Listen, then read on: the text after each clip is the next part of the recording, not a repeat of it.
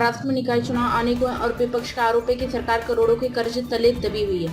इस मामले पर उप मुख्यमंत्री अजित पवार ने भी बयान दिया है। उन्होंने नागपुर में आयोजित प्रेस कॉन्फ्रेंस में कहा कि महाराष्ट्र में महायुति सरकार के सत्ता में आने के बाद विपक्ष लगातार विभिन्न टिप्पणियां करता रहा है। विपक्ष कहता है कि महाराष्ट्र का कर्ज बढ़ गया है।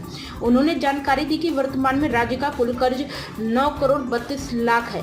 2016 में सकल राजस्व 22 लाख करोड़ था और नियम के अनुसार कर्ज सकल राजस्व का 25% तक ही होना चाहिए। वित्त वर्ष 2025-26 में यह अनुपात केवल 18.87% है। उन्होंने विपक्ष के आरोपों का खंडन करते हुए स्पष्ट किया है कि कर्ज नियंत्रण में है और राज्य वित्त दृष्टि से स्थिर है। वहीं विपक्ष ने सरकार पर कर्ज में डूबने का आरोप लगाया है। शिवसेना नेता संजय राउत ने कहा कि जनता का धैर्य अब टूट रहा है। 10 लाख करोड़ रुपए का कर्ज होने के बावजूद इसे प्रगतिशील राज्य कहा जा रहा है।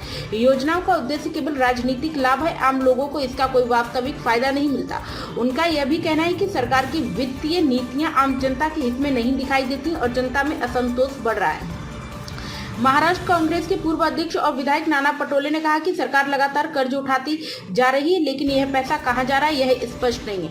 उन्होंने सवाल उठाया कि सड़क बनाने वाले ठेकेदारों को भुगतान नहीं किया जा पा रहा है, जिससे स्पष्ट होता है कि खर्च पर नियंत्रण नहीं है। इसके साथ ही पूर्व मुख्यमंत्री उद्धव ठाकरे ने कहा कि कर्ज 9 लाख करोड़ रुपए तक पहुंच गया है, जबकि सरकार ने कई नई परियोजनाएं शुरू नहीं की।